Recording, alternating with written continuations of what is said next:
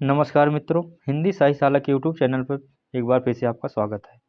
हम लोग TGT PGT की प्रश्नोत्तरी को हल कर रहे थे, जिसमें से 4 क्लासें हो चुकी हैं। आज उसी के आगे की 5वीं क्लास है। 5वीं क्लास में हम लोग पढ़ेंगे आज कविता के प्रश्नों को।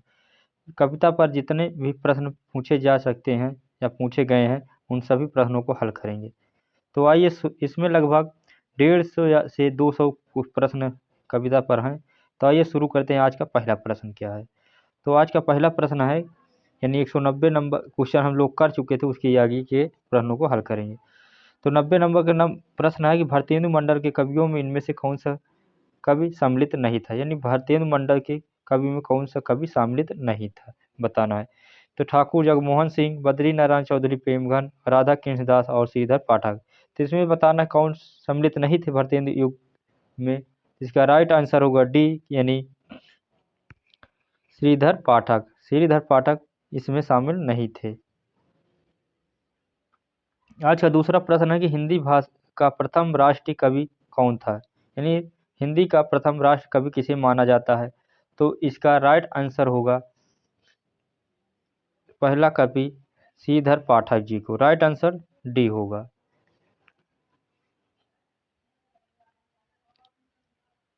अगला प्रश्न है कि किस कवि को आधुनिक हिंदी साहित्य का बापू कहा जाता गया है। यानी आधुनिक हिंदी साहित्य का बापू किसे कहा गया, बताना है। तो 192 नंबर प्रश्न है। इसका सही आंसर होगा सिया राम शरण गुप्त को। अगला प्रश्न है कि पावस पचासा तथा सुकवि सतसई के रचयिता का नाम बताना है। पावस पचासा और सुकवि सतसई किसकी रचना है, बताना है। तो इसकी राइट आंसर होगा आ, यानी अंबिका दत्त व्यास जी की यह रचना है। अगला प्रश्न है 94 नंबर का कि इनमें से कौन सा कवि दो युगों के संधि स्थल पर अवस्थित था। यानी दो युग के अंतर्गत कौन सा कवि आता है। तो इसका राइट आंसर होगा Bharatendu Harishchandra. Right answer D. अगला प्रश्न है 95 नंबर का कि मौर्य विजय का रचयिता कौन है। मौर्य विजय किसकी रचना है, बताना है। तो 95 नंबर का राइट आंसर होगा सी, यानी सिया राम शरण गुप्त की यह रचना है। 96 नंबर प्रश्न है कि किस काव्यित्री को हिंदी के विशाल मंदिर की वीणा पाणी कहा जाता है। किस काव्यित्री को, बताना है। हिंदी के विशाल मंदिर की वीणा पाणी किसे कहा जाता है। तो 96 नंबर का राइट आंसर होगा बी, यानी महादेवी वर्मा जी को कहा जाता है। अगला प्रश्न है कि प्रकृति के सुकुमार कवि विशेषण किस विशेषण कवि के लिए प्रयुक्त होता था। तो यह सुवितानंदन पंत जी के लिए प्रयुक्त होता था। प्रकृति के सुकुमार कवि सुवितानंदन पंत हैं। राइट आंसर इसका आ होगा। अगला प्रश्न है कि इनमें से किस रचनाकार की गणना छायावाद के प्रवर्तक में की जाती है। छायावाद के प्रवर्तक की गणना किस कवि को की जाती है, बताना है। तो इसका राइट आंसर होगा आ, यानी मुकुटधर पांडे ने छायावाद का सर्वप्रथम नाम लिया था। तो छायावाद का नाम किसने सर्वप्रथम दिया था, तो मुकुटधर पांडे ने। इन्हीं को छायावाद का प्रवर्तक भी माना जाता है। अगला प्रश्न है कि यामा किस रचनाकार की कृति है। तो यामा यह महादेवी वर्मा जी की रचना है। राइट आंसर इसका डी होगा। 200 नंबर का प्रश्न है कि प्रेम सरोवर, प्रेम माधुरी तथा प्रेम फुलवारी किस कवि की कृति है, बताना है। तो यह भरतेंदु हरिश्चंद्र जी की रचना है। प्रेम सरोवर, प्रेम माधुरी और प्रेम फुलवारी। अगला प्रश्न है 201 नंबर का, अंग्रेजी राज्य के गुप्तचर विभाग में मैथिली शरण गुप्त की किस कृति का अर्थ जानना हिंदुस्तान समझा गया था। तो किस कृति पर इन्हें हिंदू, यानी जनाना हिंदू समझा गया है, बताना है। तो 101 नंबर भारत भारती रचना को कहा गया था। यह इसकी रचना 1912 में इन्होंने लिखी थी, भारत भारती को। 202 नंबर का प्रश्न है किस कवि में मैं शैली अपनाई का दावा किया गया था। तो इसका बताना है मैं शैली अपनाई का दावा किसने किया था। तो यह निराला जी ने किया था। राइट आंसर बी होगा। अगला प्रश्न है कि परिमल और अनामिका का रचयिता कौन है। तो परिमल और अनामिका के रचनाकार कौन है बताना है। तो यह रचना किसकी है बताना है। यह रचना निराला जी की है। अगला प्रश्न है कि समरस सत्तामूलक आनंदवाद की पृष्ठभूमि में हिंदी लिखी गई शंकर जयशंकर प्रसाद की कृति कौन सी है बताना है। यानी समरस सत्तामूलक आनंदवाद की पृष्ठभूमि पर लिखी गई जयशंकर प्रसाद की कौन सी रचना है बताना है। तो यह कामायनी है। Right answer. आओ, कामायनी में कितने सर्ग हैं। तो 15 सर्ग हैं। 205 नंबर का प्रश्न है कि किस कवि ने मैथिली शरण गुप्त के सामने स्वयं को महज डिप्टी राष्ट्रीय कवि माना है। तो यह रामधारी सिंह दिनकर जी ने माना है। राइट आंसर इसका बी होगा। अगला प्रश्न है कि 6 नंबर का कि बुंदेली लोक शैली में गाई जाने वाली छंद में रचित सुभद्रा कुमारी चौहान की कौन सी कविता स्वाधीनता आंदोलन का नारा बनी। तो कौन सी रचना स्वाधीनता आंदोलन की नारा बनी। 206 नंबर का राइट आंसर होगा झांसी की रानी। राइट आंसर सी होगा।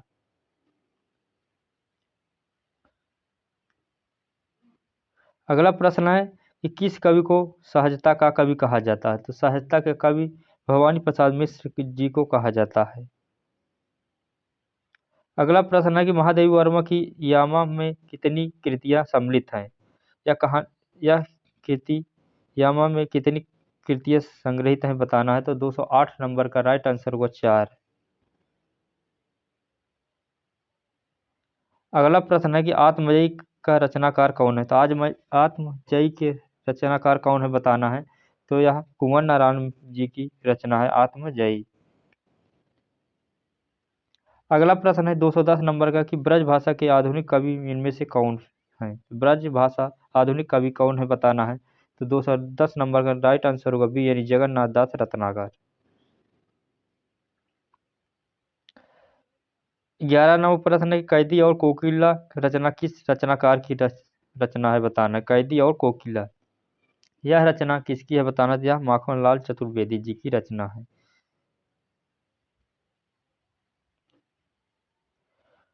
12 नंबर प्रश्न इनमें से हरिवंश राय बच्चन की रचना कौन सी नहीं है। तो मधुबाला मधुकला मधुशाला निशा निबंध ये सभी रचनाएं इनकी हैं। तो इसका राइट आंसर सभी होगा।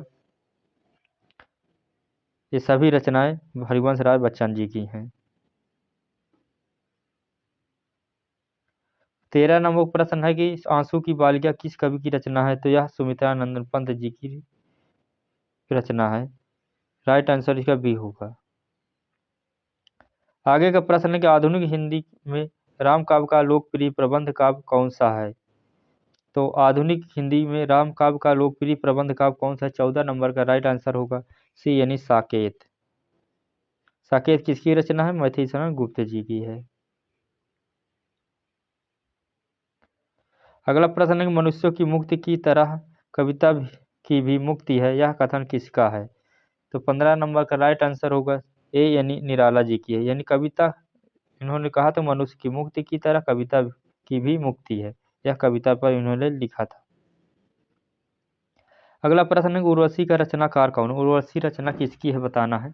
16 नंबर का राइट आंसर होगा डी यानी रामधारी सिंह दिनकर जी की रचना है उर्वशी। अगला प्रश्न है कि 17 नंबर का चुभते चौबते चौपदे तथा चौखे चौबते किस कवि की काव्य कृति है बताना है। तो 17 नंबर का राइट आंसर होगा ए यानी अयोध्या सिंह उपाध्याय हरिऔध जी की यह रचना है। 18 नंबर प्रश्न है किस कवि को राष्ट्र कवि की उपाधि से विभूषित किया गया था। तो किस कवि को राष्ट्र कवि कहा जाता है। तो यह मैथिली शरण गुप्त जी को राष्ट्र कवि कहा जाता है।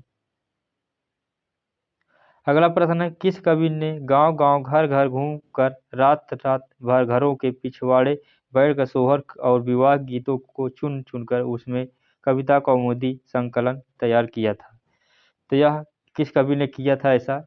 तो यह राम नरेश त्रिपाठी जी ने किया था। राइट आंसर बी होगा। 20 नंबर प्रश्न है कि भाषा छायावाद के उपादानों को लेकर किस कवि ने श्री शारदा पत्रिका में लेखा माला लिखी थी? यानी छायावाद के उपादानों को लेकर किस कवि ने श्री शारदा पत्रिका में लेखमाला लिखी थी? तो 20 नंबर का राइट आंसर होगा मुकुरधर पांडे, राइट आंसर सी होगा। अगला प्रश्न है 21 नंबर का कि रोवो सब मिल आवो भारत भारत कर्प हाँ हाँ भारत दुर्दशा देखी न जाए, यह किसकी पंक्ति है बताना है। तो 21 नंबर का राइट आंसर होगा ए यानी भरतेंदु हरिश्चंद्र जी की यह पंक्ति है। 22 नंबर प्रश्न है खड़ी बोली हिंदी का प्रथम महाकाव्य किसे कहा जाता है? तो खड़ी बोली हिंदी का प्रथम महाकाव्य प्रियप्रवास है, इसके रचनाकार हरिओद जी हैं, राइट आंसर इसका बी होगा। 23 नंबर प्रश्न है कि हम कौन थे, क्या हो गए और क्या होंगे अभी, यह पंक्ति किसकी है? तो यह 23 नंबर का राइट आंसर होगा मैथिली शरण गुप्त जी की यह रचना की पंक्ति है। 24 नंबर प्रश्न है कि अयोध्या सिंह उपाध्याय हरिओद किस युग के कवि थे? तो यह युग के कवि थे बताना है। तो यह द्विवेदी युग के कवि थे। अयोध्या सिंह उपाध्याय हरिओद यह द्विवेदी युग के कवि थे। 25 नंबर प्रश्न किस कवि ने खड़ी बोली के साथ साथ ब्रज भाषा में काव्य रचना नहीं की? तो 25 नंबर का राइट आंसर होगा महादेवी वर्मा जी, यह खड़ी बोली के साथ साथ ब्रज भाषा में भी काव्य रचना नहीं की थी। 26 नंबर प्रश्न कि मैं नीर भरी दुख की बदली पंक्ति किस काव्यित्री की है? तो इसका राइट आंसर होगा ए यानी महादेवी वर्मा जी की यह पंक्ति है। अगला प्रश्न है गीत फरोश किसकी रचना है? तो गीत फरोश रचना या भवानी प्रसाद मिश्र जी की रचना है। 27 नंबर का राइट आंसर डी होगा। अगला प्रश्न है 28 नंबर का कि जूही की कली किसकी रचना है? तो जूही की कली या सूर्यकांत त्रिपाठी निराला जी की रचना है। 29 नंबर प्रश्न है छायावाद के प्रसिद्ध 4 स्तंभों में किसकी गणना नहीं की जाती? तो 4 स्तंभों में किसकी गणना नहीं की जाती? 29 नंबर का राइट आंसर होगा राम कुमार वर्मा, यह नहीं। जयशंकर प्रसाद, महादेवी वर्मा, सुमित्रानंद पंत की गणना होती है, राम कुमार वर्मा की नहीं होती है। 30 नंबर प्रश्न है निराला की पहली काव्य रचना कौन थी? तो निराला जी की पहली काव्य रचना कौन थी बताना है। तो उनकी पहली रचना जूही की कली थी, जो मुक्तक छंद की पहली रचना मानी जाती है। 31 नंबर प्रश्न है छाया व स्थूल के प्रति सूक्ष्म का विद्रोह, यह धारणा किसकी है? तो यह धारणा नागेंद्र जी की है, राइट आंसर सी होगा। 32 नंबर प्रश्न है कला और बूढ़ा चांद किसकी रचना है? तो कला और बूढ़ा चांद यह सुमित्रानंदन पंत जी की रचना है। 32 नंबर का राइट आंसर होगा सुमित्रानंदन पंत। अगला प्रश्न है 33 नंबर का बाल मुकुंद गुप्त किस युग के रचनाकार थे? तो यह द्विवेदी युग के रचनाकार थे, राइट आंसर डी होगा। 34 नंबर प्रश्न है कि अबला जीवन हाय तुम्हारी यही कहानी, आंचल में है दूध और आंखों में पानी, ये पंक्तियां किसकी हैं बताना है। तो यह पंक्ति मैथिली शरण गुप्त जी की है, राइट आंसर ए होगा। 35 नंबर प्रश्न है सांध काकली का रचयिता कौन है बताना है। तो सांध काकली के रचयिता निराला जी हैं।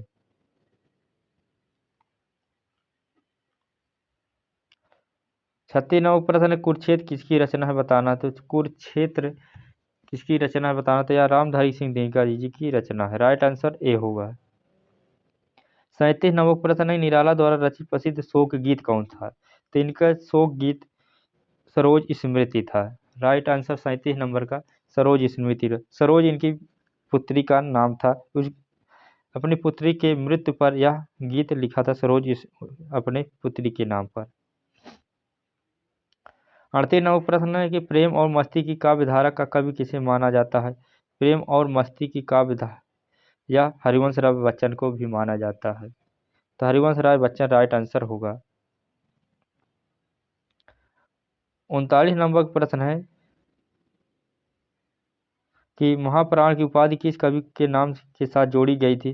तो महाप्राण किसे कहा जाता है? तो यह सूर्यकांत त्रिपाठी निराला जी को कहा जाता है। 40 नंबर प्रश्न है सखा श्री कृष्ण के गुलाम राधा रानी के किस रचनाकार की पंक्ति है?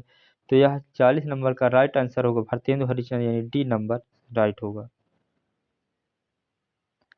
41 नंबर प्रश्न है कि सुमित्रा नंदन पंत काव्य कला और जीवन दर्शन पुस्तक किसने लिखी थी? तो यह सुमित्रा नंदन पंत के ऊपर यह काव्य कला काव्य दर्शन पुस्तक किसने लिखी थी बताना है। तो 41 नंबर का राइट आंसर होगा सची रानी गुरटो।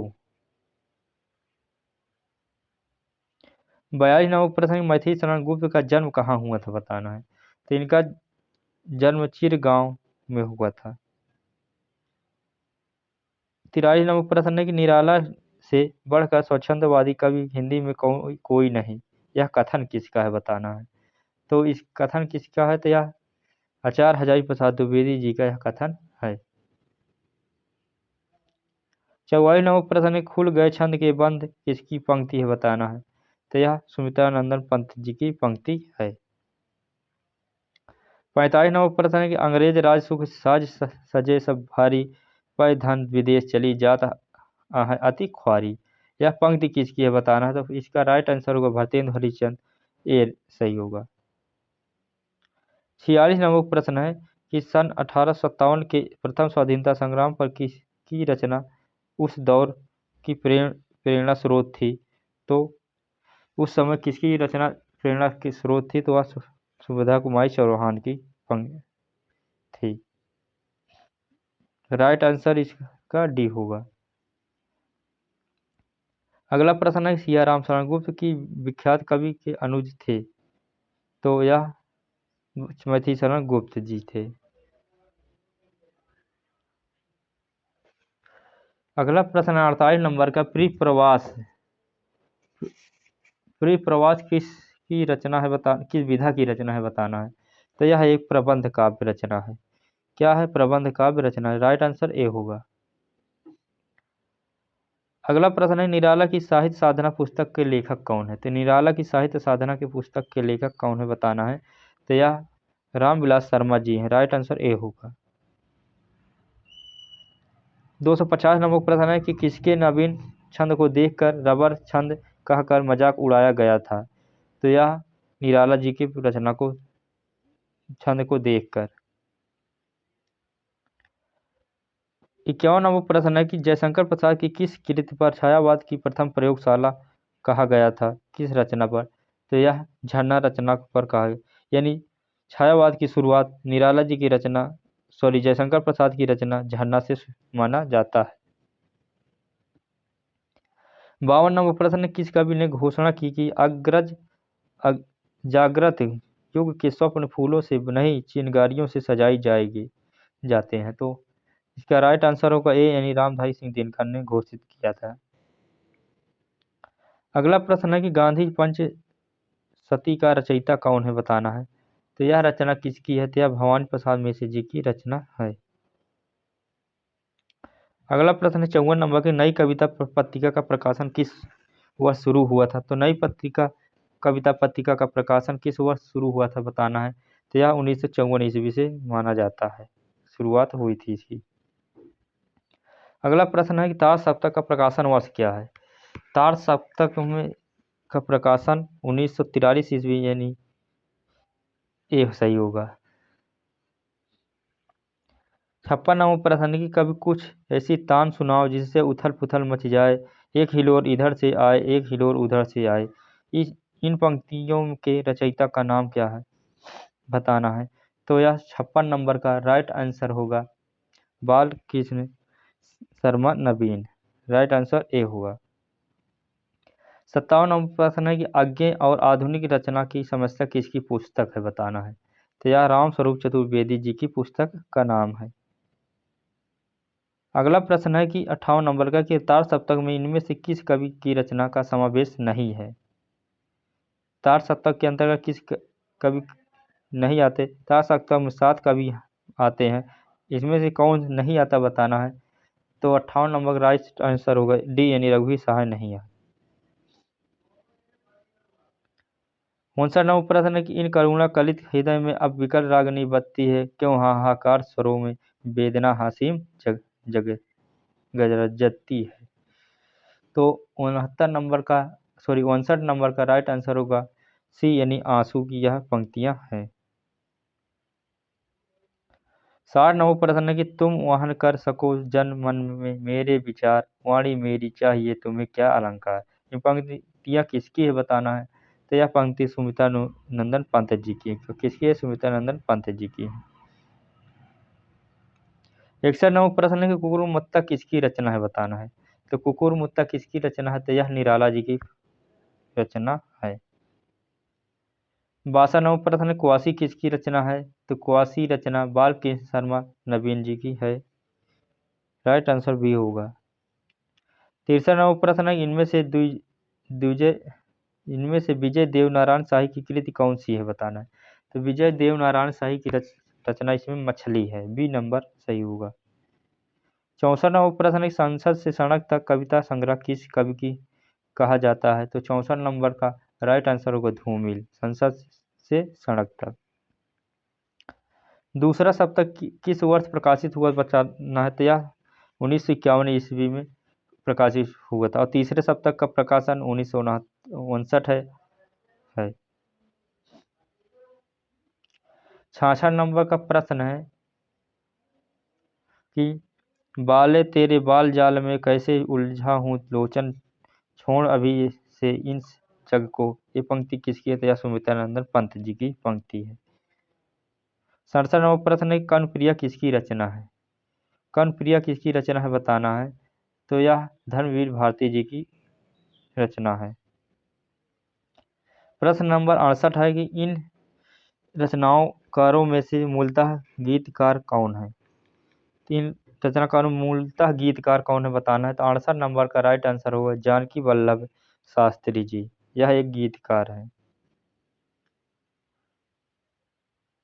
अगला प्रश्न है कविता में सामाजिक यथार्थवाद के नाम पर कौन सा आंदोलन चलाया गया था। कविता और सामाजिक यथार्थवाद के पर कौन सा आंदोलन चलाया गया था बताना। तो यह प्रगतिवाद चलाया गया था। अगला प्रश्न है 70 नंबर का कि नलिन विलोचन शर्मा तथा केसरी कुमार किस वाद से संबंधित। यह नकेलवाद से थे। ये तीन नकेलवाद से ये तीन कवि थे जो जाने जाते हैं। ये बिहार के रहने वाले थे। नागार्जुन का वास्तविक नाम क्या था बताना है। 71 नंबर का इनका वास्तविक नाम था Vaidyanath Mishra. Right answer A होगा। 72 नंबर प्रश्न है कि किस दौर की कविता में अंबर के स्थान पर धरती की बात पर बल दिया गया था। तो बताना इसमें है। तो राइट आंसर ए यानी प्रगतिवाद। 72 नंबर का राइट आंसर होगा ए। 73 नंबर प्रश्न है कि भवानी प्रसाद मिश्र की रचनाएं आगे द्वारा संपादित किस शतक में संकलित हैं। तो 73 नंबर का राइट आंसर होगा दो यानी बी दूसरा शतक में। 74 नंबर प्रश्न है कि नई कविता नामकरण का श्रेय किस से दिया गया था। नई कविता का नामकरण किसने दिया था बताना है। तो 74 नंबर का राइट आंसर होगा ए यानी आज्ञा जी। 75 नंबर प्रश्न है कि 1965 में किस कवि के संपादक में प्रकाशित प्रारंभ कविता संकलन के से आ कविता का दौरान शुरू हुआ था। तो 75 नंबर का राइट आंसर हो जगदीश चंद्र माथुर। जगदीश चतुर्वेदी 1965 में संपादन में इन्होंने प्रारंभ किया था कविता संकलन के। 76 नंबर प्रश्न है मुक्त बोध की चर्चित पंक्ति लंबी कविता का नाम क्या था। तो मुक्त बोध की चर्चित पंक्ति कौन सी। तो अंधेरे में। राइट आंसर बी होगा। 77 नंबर प्रश्न नई कविता पत्रिका कहाँ से प्रकाशित हुई थी। तो नई कविता पत्रिका कहाँ से प्रकाशित होती। इलाहाबाद से। राइट आंसर डी होगा। यह दीप अकेला कविता के रचयिता कौन है। तो यह दीप अकेला कविता के रचयिता आज्ञा जी हैं। सुमित्रानंदन पंत ने अपनी किस कृति की भूमिका में भाषा अलंकार छंद शब्द और भाव के समस्त रस पर विचार व्यक्त किया था। तो किस पर किया था। उन्होंने पल्लव रचना पर किया था। राइट आंसर बी होगा। 80 नंबर प्रश्न है कि चांद का मुंह टेढ़ा काव्य संग्रह किसका है बताना है। तो चांद का मुंह टेढ़ा या मुक्त बोध की रचना है। यह एक काव्य संग्रह भी है। 81 नंबर प्रश्न है कि दुख सबको मांझता है किस कवि का कथन है। तो 81 नंबर का राइट आंसर होगा ए यानी आज्ञा जी। 82 नंबर प्रश्न है कि हल्दी घाटी किसकी रचना है। हल्दी घाटी रचना श्याम नारायण पांडे जी की रचना है। राइट आंसर सी होगा। लोकायतन किस विधा की रचना है बताना है। तो लोकायतन एक प्रबंध काव्य रचना है। राइट आंसर ए हो। 84 नंबर प्रश्न, मैं मारूंगा सुखी मैंने जीवन की धज्जियां उड़ाई पंक्ति किसकी है बताना। तो 84 नंबर का राइट आंसर होगा सी यानी आज्ञा जी। 85 नंबर का प्रश्न है, आज्ञा द्वारा संपादित तार सप्तक श्रृंखला में कितने सप्तक प्रकाशित हुए थे। 4। पहला 1943 में, दूसरा 1951 में, तीसरा 1959 में और चौथा क्या था, यह 79 में था, 1979 में। 86 नंबर प्रश्न है, राहु के अन्वेषण की बात किसमें की गई थी। तो राहु के अन्वेषण के बात किसमें की गई, तार सप्तक में की गई थी। अगला प्रश्न है 87 नंबर का, हम दीवानों की क्या हस्ती आज यहाँ कल वहाँ के किसकी पंक्तियां हैं बताना। तो 87 नंबर का राइट आंसर होगा डी यानी भवानी प्रसाद मिश्र। 88 नंबर प्रश्न है कि ताप के ताए हुए दिन किसकी रचना है। तो ताप के ताए हुए दिन किसकी रचना बताना। तो यह त्रिलोचन जी की पंक्तियां रचना है। 89 नंबर प्रश्न, शकुंतला माथुर किस सप्तक में सम्मिलित थी बताना है। तो शकुंतला माथुर किस सप्तक में आती हैं बताना है। तो यह दूसरे सप्तक में आती हैं।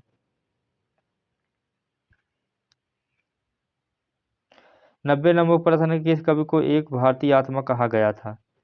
तो माखनलाल चतुर्वेदी जी को यह एक भारतीय आत्मा कहा गया था। 91 नंबर प्रश्न है कि मुग्ध छंद की प्रथम कविता किस कवि की है। तो यह निराला जी की। कौन सी है, जूही की कली। राइट आंसर बी होगा। अगला प्रश्न है कि आधुनिक हिंदी कविता में किस कविता को बैठे ठाले का धंधा कहा जाता है। तो यह किसे कहा जाता है, प्रयोगवाद को। राइट आंसर सी होगा। अगला प्रश्न 93 का, समरस समरस थे जड़ या चेतन सुंदर साकार बना था चेतनता एक विलसती आनंद अखंड घना था। ये पंक्तियां जयशंकर प्रसाद की किस कृति से है। तो यह कामायनी से ली गई। 94 नंबर प्रश्न है कि नई कविता के प्रतिमान पुस्तक के लेखक कौन है। तो नई कविता के प्रतिमान यह लक्ष्मीकांत वर्मा जी की पुस्तक का नाम है। 95 नंबर प्रश्न, सूर्यकांत त्रिपाठी निराला की बहुचर्चित व्यंग्य प्रधान कविता कौन थी। तो बताना है। तो यह कुकुर मुत्ता इनकी व्यंग्य प्रधान कविता है। अगला प्रश्न है, शिव मंगल सिंह सुमन किस युग के कवि थे बताना है। तो किस युग के थे कवि, ये प्रगतिवाद के कवि थे। 97 नंबर प्रश्न है, हिम तरंगिणी किसकी रचना है बताना है। तो हिम तरंगिणी किसकी बताना, यह तो माखनलाल चतुर्वेदी जी की रचना है। 98 नंबर प्रश्न है कि हालावाद का प्रवर्तक कौन था। तो हालावाद का प्रवर्तक जयशंकर प्रसाद जी थे। राइट आंसर बी होगा। 299 नंबर का आज का लास्ट प्रश्न है कि कविता के क्षेत्र में आधुनिक मीरा किसे कहा गया था। तो कविता के क्षेत्र में आधुनिक मीरा महादेवी वर्मा जी को कहा गया था। तो ये आज एक कविता के लगभग हम लोगों ने 110 प्रश्नों को हल किए। आप लोगों को प्रश्नोत्तरी अच्छी लगी, लाइक शेयर सब्सक्राइब जरूर करें। कल फिर मिलते हैं। कल प्रश्नोत्तरी आगे के वहीं से आगे होगी कहानी पर। किस पर होगी, कहानी पर। तो कल फिर मिलते हैं, तब तक के लिए नमस्कार, जय हिंद।